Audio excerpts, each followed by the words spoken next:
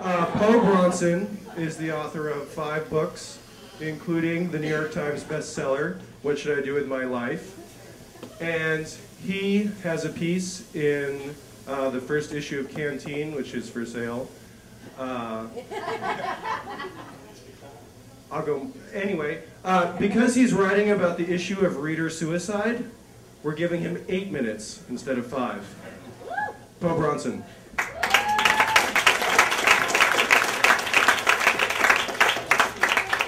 So when Sean published this, for legal reasons, we had to change these people's names, but I think you guys deserve their real names. This is called Knowing Your Audience. Back in 2003, a man in Iowa tried to kill himself after reading my recently published book. But his reasons for taking his life were lame, so his attempt to knock himself off was even more lame. No blades, no cars over a cliff. He survived. In fact, it was so lame that I feel bad for using his suicide attempt as a cheap hook to lead this very essay. Nevertheless, you probably still want to know why he did it, and why my book drove him to it, and how I feel about that. His name was 33 years old, father of 2 young girls. 3 months earlier, his wife asked him for a divorce. He then discovered she was having an affair. She justified it to him this way. He was emotionally withdrawn, a shadow of the man she'd married. By his own admission, this was true. He had recently passed the Iowa bar, on the verge of becoming a lawyer. Just like his father and brother, he was filled with dread and regret. He was humiliated that something so petty was pushing him into depression. By February 2003, they were separated. He bought him my book, hoping it might jolt him from his fog. He read it in 3 days. Instead of being uplifted by the stories, he was crushed by the realization that he did not have the strength to even leave the house, much less grab life by the balls. The night of February 3rd, he picked up the girls from his house. He set out a bottle of pills and several fifths of hard alcohol. His plan was to drink so much that he could swallow the pills, but he couldn't even do this right. He drank until he blacked out. He got the pill bottle open, but he didn't get much of its contents into his stomach. It was a classic cry for help. 4 days later, he wrote me an email and told me his story. By then, I already had an intense fear of my inbox. I'd received about 1,000 emails from readers. The immediacy of their reaction was rewarding, but their intensity was overwhelming. They weren't just reading the book and talking about it. The book was propelling them to rearrange their lives. For me, that was weird. Books are richest when they live in their own parallel universe, the world of the mind.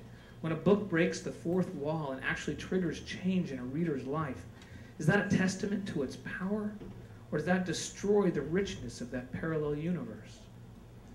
This letter began like any other. Unlike the way I've told this story to you, he buried the headline. Pages went by before he got to the dramatic action that made his letter more memorable than the rest. As I read of his suicide attempt, I was aware that if he was writing this to me, he was clearly still alive. But I was hooked. Sure, I wanted to know what happened to him, but I really wanted to know, did he hate me? Blame me? He woke up the morning after a suicide attempt to the sound of the telephone and was worried about him. He did not find it cathartic or joyous to wake up alive. More like, crap, I'm still here. He told me what he'd done, hoping she'd rush over, bring the girls, and reunite. But she would not be manipulated. Instead, she called his brother, who called his father, the lawyer. The lawyer had a long conversation about why it had come to this. Yes, the divorce, of course, but was that really it? Finally, he brought up his career, shamefully. The lawyer said what any father would. Son, you need to do what will make you happy, and I'll help you, whatever it is. He admitted to the lawyer he wanted to open a restaurant. The lawyer was more than supportive. Just 4 days removed from attempting suicide, he was now happy. He could see his life again, and it would be his. Soup and sandwiches. He was writing not to burden me or to criticize my book, but to thank me. End of letter. Holy cow. All of a sudden, I became a critic of the story he had written, putting it back in the parallel universe where how well the subject is told, not the subject's survival, is most important. As a reader, I felt cheated. Writers distrust happy endings because they never seem earned.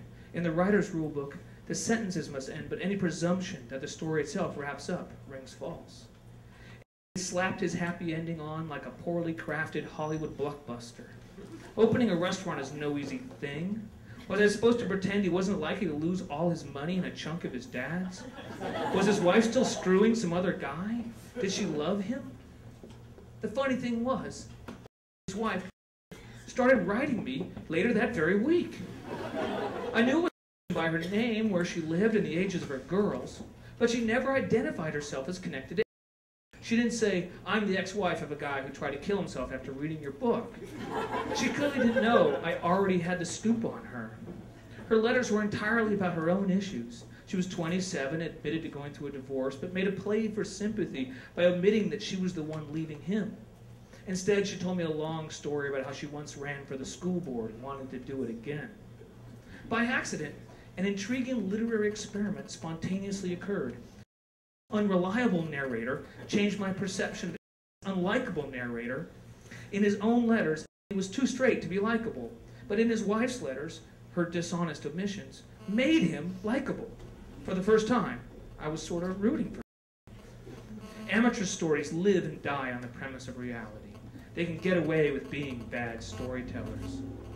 We writers use the techniques of literary style for two reasons.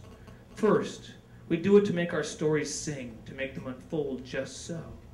Second, we use literary style as code to signal other writers, I'm in the club.